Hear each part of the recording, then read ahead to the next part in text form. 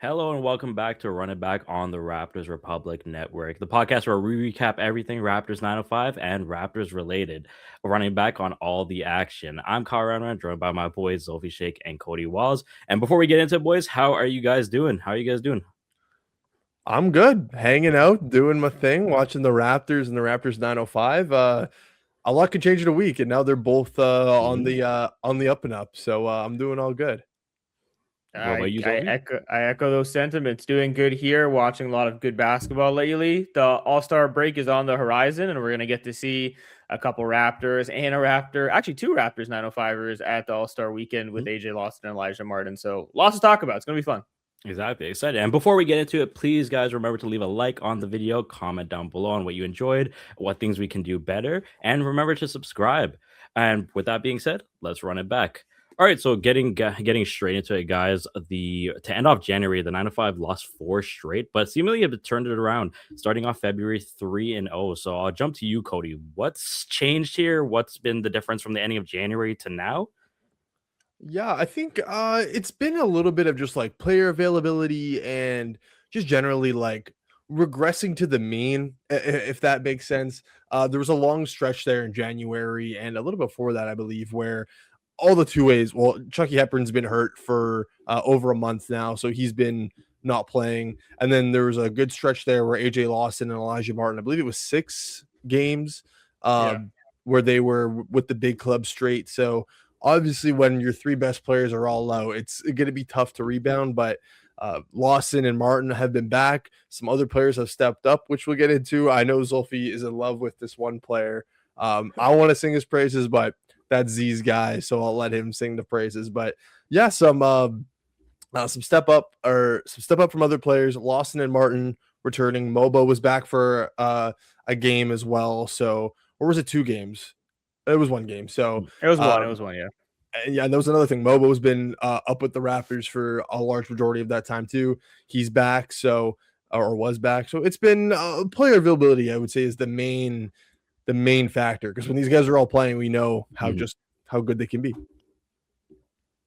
Yeah, like for me, it's a bit player availability is a big part of it as well. I think another part of it is they're back at home, which I think for the 905 is a strength for them. They're, I believe, 10-1 now after this recent hot streak at the Paramount Fine Food Center. So they're back at home. They're better than that. They play roughly around 500 ball on the road, if maybe not a bit better, but at home is where they play their best. And also, they've looked like themselves again. That's a big part of it. You said it, Cody, with having some of those guys back. But I think not just the fact that their talent offensively is a strength for them, it's defensively. This team is looking like a defensive juggernaut once again. During that losing streak, they went from first in opponent points per game down to 12th. They were only averaging around 16 turnovers during that losing streak. Over these last 3 games, they're averaging over 23 turnovers a game. That's leading the league in this 3-game span, right?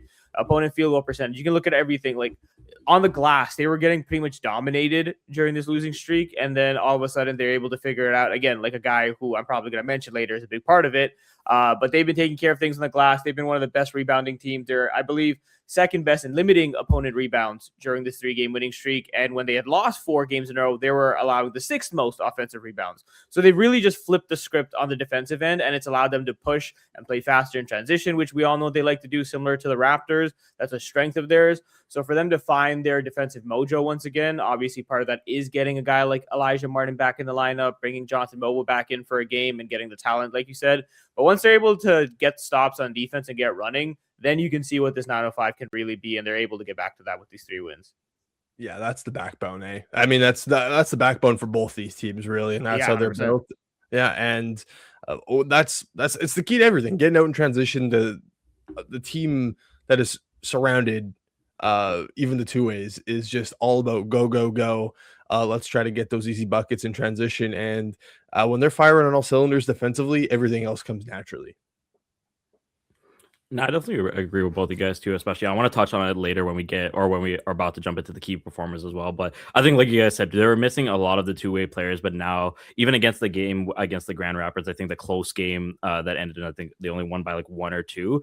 Elijah Martin was making some of the key plays in the end. They're like hitting a couple clutch shots as well. And I want to shout out like AJ Hogard as well. He had a clutch steal right at the end, and then he managed to save it and then dish it right there to tie the game. So again, like you guys said, like defense has been one of the main things about this team, and getting back their two-way players has been especially important. But I want to transition here to, like, you guys mentioned key performers here and who you guys have, or who's been standing out, I should say. So I'll throw it to you, Zulfi, who's been Take the floor. Just exactly, get it over with. exactly, because you're a little excited there. So go ahead. It's time for me to get my propaganda going for this guy. Look, Julian Reese, I've been singing his praises for quite some time. I think the last time me and Cody were at a game together, I talked about how much I like this kid's activity and how he just has this like high motor gain coming off the bench for the 905. And he's just been superbly confident lately, and his game is just flourishing for the 905. He's put up 4 straight games where he's had at least 10 points. His last 4 games, he's averaging basically over a double-double, 11.5 points, 11 rebounds, 3 assists, 1.5 steals, and 1 block over his last 4 games. His last game against the Motor City Cruise, where it's the 905 blew the Cruise out, 20 points, 17 rebounds, 4 assists, 2 steals on 6 of 9 shooting. It's like he's not taking over the offense by any means. He's mostly cleaning up scraps offensively. He's dominating on the glass. His second jump, I think, is fantastic, but his instincts and ability to sniff out the basketball when it comes to rebounding it and cleaning it up is just building his confidence. And we're talking about a 22-year-old in his first professional, like a professional season. And you can just see where his game stems from. Obviously, his sister, Angel Reese, WNBA star, he has such a similar game to her where it's being physical inside, physical in the paint, and just being relentless on the defensive end. And then he was teammates with Derek Queen at Maryland. That's a guy who's just high motor, big, who can do a lot of stuff offensively. And like Julian Reese was kind of the yin to Derek Queen's yang. If Derek Queen was taking care of stuff on the offensive end, well, Julian Reese was there on the other side of the basketball when they were playing together in Maryland. And you even saw at some of these games where the 905 are able to pick themselves up defensively lately, Julian Reese is doing a lot more. He's not necessarily racking up stocks like a Scottie Barnes, but he's stepping out defensively a bit more. He had a couple plays where he was on the perimeter and he was able to get a steal and shut down his man and force a shot clock violation. I remember that from a couple games ago against Grand Rapids. So this is a guy that I think he has good upside. He has good potential. He's not the 7-footer that Raptors fans are hoping for. I'm sorry. If somebody wants to talk about Olivier Sarr, that could be your guy. Julian Reese is 6'9", 6'10". He's still a bit of a stocky big, so I like his physicality there. But I just think he's a guy that if the Raptors are going to be filtering through 10-day contracts with their last roster spot towards the end of the season, I very much think Julian Reese should get a look in that. And I assume he will if he continues to play like he has lately. Yeah, it's really, when you see his game and you think about Derek Queen as well, you can see how well they would work together in a weird like college sort of format there. Reese pairs those instincts and that hard working on the boards with some soft hands. I feel like he catches everything, which is, I love that in bigs. I think he has underrated touch around the basket. That's something that you mentioned that is continuing to come forth as the season progresses. And I think he has underrated shot altering ability. Like you said, it's not all stocks, and he's not going to average these godly block numbers, but he's altering quite a lot of shots, a decent size wingspan on him as well. And you can see that when he's playing, he's consistently getting more minutes than Olivier Sarr in a lot of these games, even though he's coming off the bench. So it's somewhat 50-50 for them, I guess, if you want to look at it like that. But you could call Reese the main big for the 905, and I wouldn't think you would be wrong. But yeah, Reese has been, I had to get my Reese piece in as well because he's been great. Someone else I'll shout out, David Roddy. He's someone that's kind of taken over the scoring role when the two ways were with the Raptors. And even this last week, he's been great. He had a game, I believe it was the second game against the Grand Rapids Gold, 9 of 11 from the field, 4 of 6 from 3, 26 points. He had another 20 bomb the game before.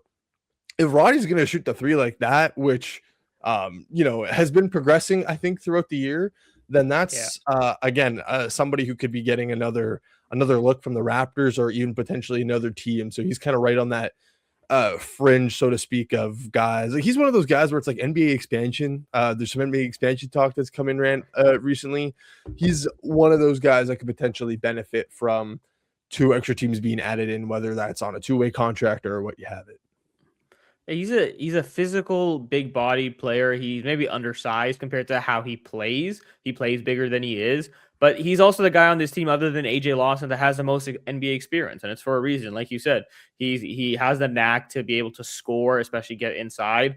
And I think it was during the last 905 game or the one before, during the halftime interview, he talked a bit about like he could have pursued football if he wanted to. He just chose basketball because he was scouted better. This guy is a supreme athlete. He is a very physical athlete and physical player. And you can see when he's going on both ends of the floor, how much that helps the 905 and juices them up. And like, I think I was somebody who maybe wasn't as high on his offensive game, but when the shot is falling efficiently and he's not forcing it, he's playing within the flow of the offense, which he very much has been, to his credit lately.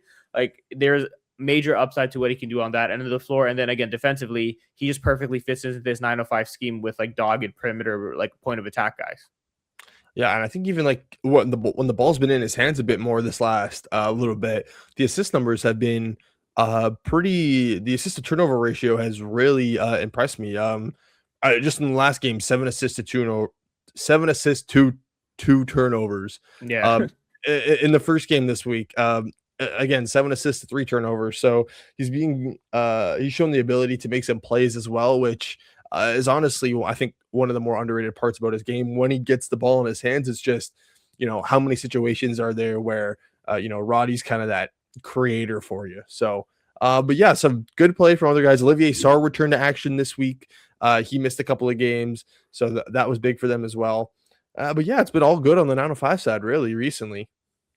And guys, looking like the vibes are up to it. And I didn't even realize like Julian Reese, I'm just now looking at, even though I took a look at the game yesterday. Julian Reese yesterday, he hit 20 and 17. 20, this is correct, 20 points, 17 boards. So this man's an actual dog, but for someone stood out to me yesterday, at least, because I know the Raptors are missing AJ Lawson, Elijah Martin, Chucky as usual. So I want to see how the team would play without them, especially coming off the few wins.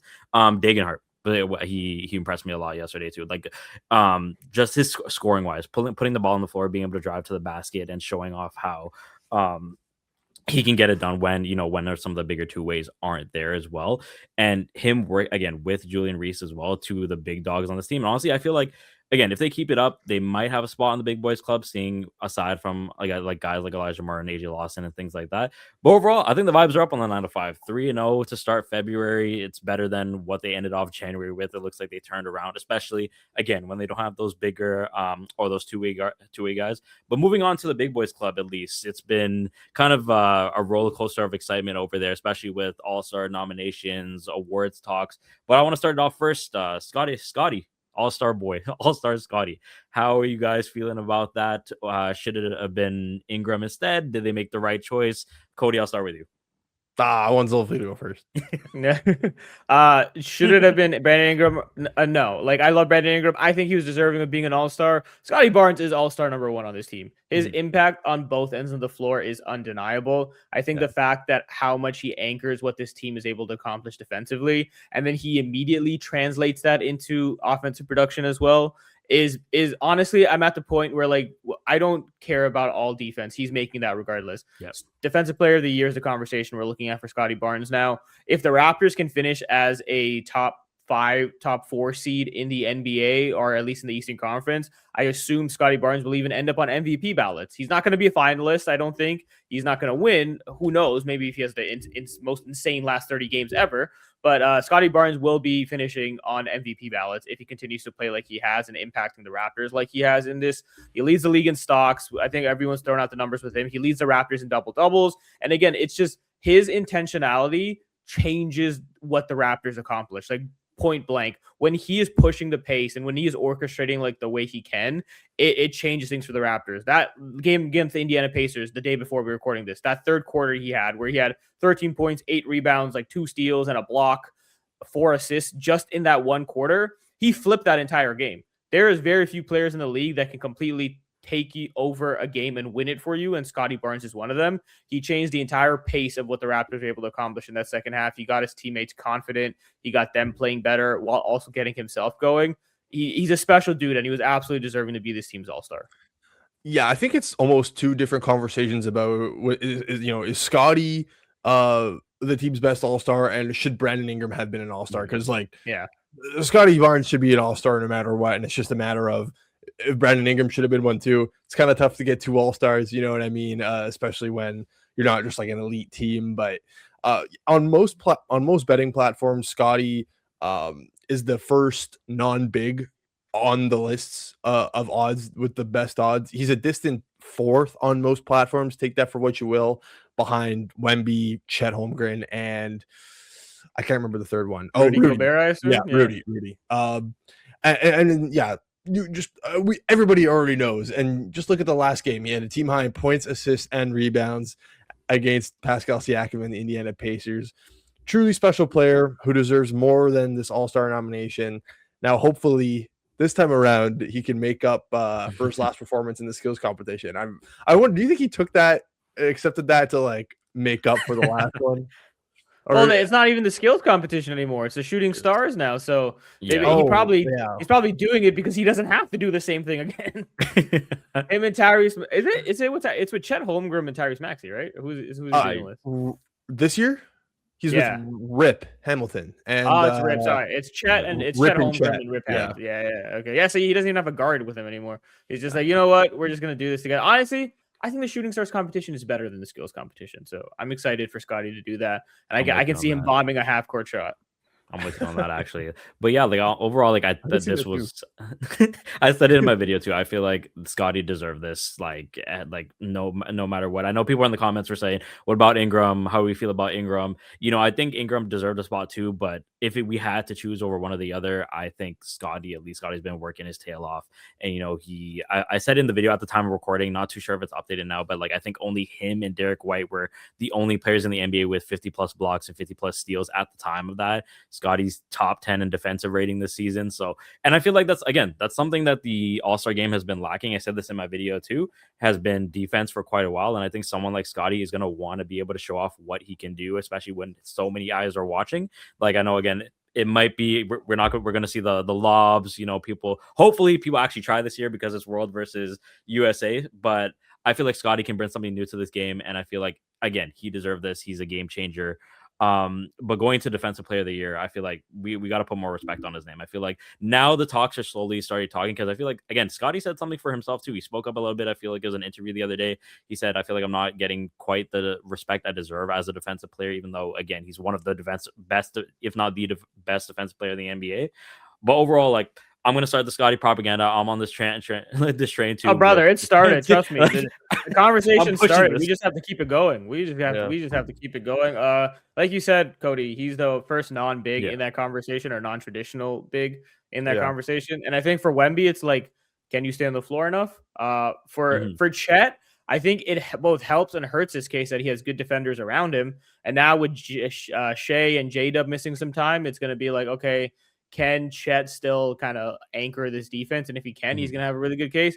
And honestly, Rudy's case is tough to beat other than the narrative point, because the Timberwolves suck on defense when he's off the floor. So it's kind of hard to deny how impactful he is defensively. But the guy's won it 3 times. And do you really want to give it to a fourth? People can debate that all they want. So Scottie Barnes' main thing is, if the Raptors can continue winning, continue having a top 5 defense, and can continue being basically the best clutch defender in the NBA, which we haven't talked about yet. In terms of clutch defense, the Raptors rating is almost entirely anchored by Scottie Barnes, because he leads the league in clutch blocks. So if he can continue being that monster towards the end of the games and the Raptors can win those games, I think he has a very strong case. And if things break right for him from the Chet or Wemby front, I think Scottie Barnes is going to be in that conversation very easily. Yeah, since 2000, only 2 non-bigs have won Defensive Player of the Year, the most recent being Marcus Smart. So, we'll see. It just seemingly will always go to a big. And with Victor Wembanyama now in the league, it's like, ooh, I don't know how many more. I don't know how many Dpoys he's not going to get throughout his career. So, but yeah, obviously doesn't take away from what Scotty's doing. Yeah. And I guess the last thing I wanted to touch on, boys, here was the recent Raptors trade deadline. I know they made some moves, for Jackson Davis. Don't know the status of Chris Paul currently, if he's gonna either. I think we know the status. He's not. But what did you guys think of the moves? Let's start with you, Zulfi, here. A lot of people were saying, the Raptors should have done more. A lot of people were upset about what we acquired, what we didn't do. What did you think of the deadline? Yeah, it was It was interesting and it was not. It was not interesting, quote unquote, from the perspective of what the Raptors actually ended up doing, because I think most people who were tapped into what you saw the Raptors had to work with, they did exactly what you think they were going to do. They were going to duck the luxury tax. They were going to add some front court depth in some capacity. Check and check. Well, it was interesting, like you said, to see a bit of the response and reaction from a lot of people, because I think the main reason where that came from was the Raptors were involved in so many rumors. They were involved in all these conversations, whether it was related to Domantas Sabonis. There was reporting literally right before Anthony Davis got traded. Tim McMahon, who covers the Mavericks for ESPN, he was saying the Raptors are very much in talks for Anthony Davis.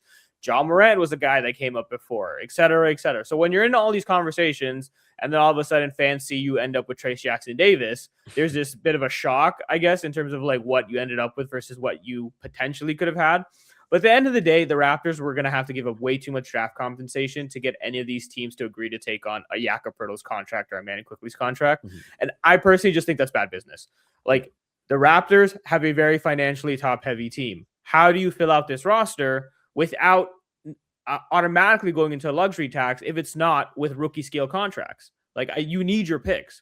And if you're giving up one, you have to be really sure it's far in the future. And if you're trying to give up that one far future pick, who the hell wants that right now? If you're trying to take on Jakob Poeltl's contract, right? So like, you have to be a bit realistic with the Raptors or what they're showing up to the table with. And for what they showed up to the table with, they accomplished their goals. Again, they got under the luxury tax, which helps them in future roster building stuff because of the CBA machinations, which we don't need to get into.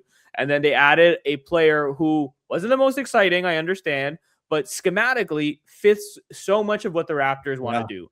On the offensive end, I'm sure Coty can talk about the split action stuff, the warrior system. On the defensive end, in terms of being a versatile guy who can both be physical in the paint, who can step out a little bit and move his feet. He is the type of player the Raptors like. So that's why they're willing to basically give him an extended tryout with this team option next year on his contract. So like I said, check for what they wanted to do.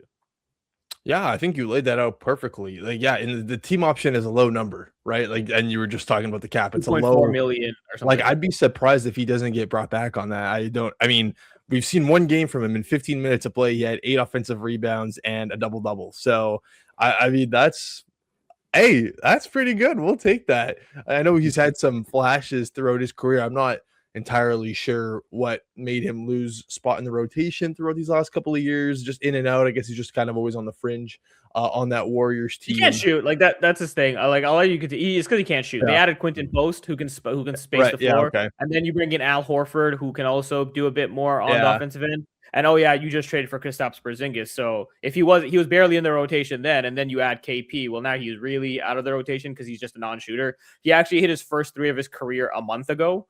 So, he's starting to shoot, I guess, if you want to believe in that. But yeah, I'll let you continue. I just want to say, I think that's probably why he wasn't in the rotation for the Warriors. Yeah, I forgot about the Quentin Post addition. Man, what a steal that was. Just even for what he's already done. It's I like them standing pat. Like you said, like if you look at it like Jakob Poeltl is going to be the trade deadline acquisition, then I think your mindset will be a lot better, because there was a lot of like just negativity when everybody wanted the team to go all in, this and that. Like, this is a young team. Like, if you would have said at the start of the year that this team would be, consistently battling for like a top 3 seed in the East throughout this season, I think you'd be pretty happy with that. Now, it sucks because the teams around Toronto were making moves and we're trying to go a bit more all in. But I think for the Raptors situation, like you said, with the top heaviness of their contract situation, with the injury situation, I think it's better to stand pat, hold your picks, especially, when there's not necessarily, like, they were going after really good players, but like, unless like a Giannis you're really in the mix for Giannis, I think you shouldn't be giving up those picks just to get off contracts when you don't have to now, especially when you get under the tax. So got to be patient, got to keep building. Let's see what this group can do in the playoffs. It might not be a championship, but it's been a really good first step so far this season, and hopefully they continue to finish out strong. And this is a team that is more than capable of winning a playoff series, and I think that is in the grand scheme of things, a victory heading into the summer, where you can look to make where a lot of things free up for you. Jakob Poeltl's health situation should be a bit more clear, and then you can really kind of make a bigger move if that's the way Bobby Webster wants to go. No, yeah, no, I fully agree with you. I fully agree with both of you guys too. I think we did what we had to do, honestly. Like, especially seeing with what the Wizards got for someone like Anthony Davis, I was kind of skeptical on if the Raptors should trade for him because, again, I think he only played like under 20, like 25 and under games for the Mavs. He played So, 29 games for the Mavs like, over 2 yeah, seasons. it was Which, by the way, insane. Nico Harrison traded away Luka Doncic for 29 games of Anthony Davis, Max Christie, salary filler, and 2 really shitty first-round picks. Was it? I thought I saw something. It was like Cooper, AD, and Kyrie played 1 game together, Yeah. or 0. It was something. I want to say 0. I don't think Kyrie and Coop played together. Oh, I it saw- was Kyrie I and saw- AD Kyrie- who played 1 game. I saw a together. stat where they played. It was like they played 20 minutes together, or something like that, or 25 minutes together, or something like that. It was Insane. insanity. So even for the Raptors fans that were upset that we didn't get Anthony Davis, I wouldn't want to risk it personally. If we could somehow guarantee Anthony Davis would be healthy, then maybe. But what would we have to give up? Look at the trade package Washington did. And again, to start the season, we're all sitting here saying our expectations for this team is just to at least make the playoffs. Like, we can't be disappointed that we're now heading into the playoffs. We want to see how we do well on a deep run here instead of saying, oh, we should have got Giannis, we should have got Sabonis. What they needed to do, they did what they needed to do. They got under that tax. And going forward now, I just want to see how they perform again going into the postseason. But I want to ask you guys a quick hypothetical, real quick, right here. I mentioned his name before, CP3. I know we're pretty sure we know his status, and he's not coming here. But if you could, would you want to see him take on a mentorship role on the team if he wasn't getting that many minutes, or at least suit up for the team? If you could tell him, hey, come here, play for the team a bit, or help guide some of the younger players. If we're talking hypotheticals here. Is there legitimately a downside to that? Like, Yeah. I would love to if he was willing to do it, but Yeah, I think it's like if you can bring him in the locker room to, like mentor somebody. Like, I would love Jamal Shed to spend time with Chris Paul. I think that would be fantastic for his development in first game. Even for Emmanuel Quickly, who maybe, again, he isn't the most traditional floor general for you. If he could take some tidbits and learn from Chris Paul and get in the gym with him. Absolutely. I don't think there's any downside to it at all. But again, the Raptors have been adamant. They are not sacrificing minutes for these guys for Chris Paul's swan song. I think that's very clear. Mm-hmm. It's part of the reason why, to your point, Kyle, whether it's DeMontis Sabonis or Anthony Davis or whoever, Bobby Webster said as much that whoever the Raptors were considering making a move for, none of that was going to be at the sacrifice of Colin Murray-Boyle's minutes. And rightfully so, because we've seen how good CMB is. So if you're wondering, there's been a lot of questions about, like, why won't the Raptors bring in him, or why won't Chris Paul want to be part of this organization? I think that's a big reason why. They will gladly let him sit on the bench, and Darko Rajakovic isn't going to let him take over Jamal Shed's minutes because they know that's more important for their future. Because Chris Paul has said this is his last season. So letting him take over that backup point guard role for a guy who's not sticking around beyond this year, I don't know if that's necessarily the right move developmentally. So if Chris Paul is willing to come, basically warm the bench next to Garrett Temple and be the same thing what Garrett is, sure, but I don't think that's what he wants for his final year. I think he wants to be on the court. He wants to make an impact, and that's his prerogative. So, unfortunately, it doesn't look like it's going to happen with the Raptors, so they'll have to see. And just to put a bow on sort of the trade deadline conversation here, I think the Raptors could be a little bit active in the buyout market. We'll see how things shake out, but there could be potentially another addition. I believe they can fit in one more guy. And then we'll see what happens with Chris Paul. I think they're going to wait a little bit to waive him. They have until the start of March, I think. So they have like a couple, basically this month. And Blake Murphy pointed it out. I believe it's for your 2 ways, so they can get. It's a certain thing with slots and how many games you're allotted when you have less players on you when you're not holding the maximum number of contracts. Zulfi, do you know it's like the full? Yeah. So the normal is if you have a full roster, you get 50 games per two-way player in the NBA. But if you're under the 15, and the Raptors have been basically at 14 for most of the season, you only get 90 combined games. Yeah. So they have, instead of getting 50 each, they share 90 games. And that's obviously way less. So that's part of the reason why the Raptors haven't really put their two ways in a ton throughout the season, other than in certain stretches. That's why. So that's going to be one thing. If, again, like you said, either if they add a roster spot that unlocks more two-way options for them, they can maybe convert a guy like Elijah and throw one of their good 905ers onto a two-way, et cetera, et cetera. So once they move Chris Paul, they have the optionality to kind of iron out the rest of the stuff. Mhm. Yeah, that's also an option instead of you know, a buyout guy, maybe a converted of probably Elijah Martin, I'd say. Yeah. But yeah, it's we'll see how things shake out. I think things are still gonna things are gonna change with Chris Paul being waived and one other move, maybe more happening. So we'll see. But I think this team is I think this team's ready for the playoffs. I'm ready for it. Let's just stay healthy, keep powering through, and hopefully this team can make a little noise. Yeah. Yeah, no, I fully agree. And honestly, that feels like a pod well done here. And unless you guys want to add anything else, if you guys are good. Zulfi, you want anything else to add on Julian Reese, or you? No, my 6,000 word piece on Julian Reese will be coming out soon. Don't worry. No, hey, like you said, Raptors should make the playoffs for the first time since 2022. Be happy about it. I know people are wanting to shoot for the moon and want to fight for a championship this season, but like you said, Cody, it's year one where they're back doing something competitive again. So enjoy it. It's much more fun to have these conversations while we're watching good basketball.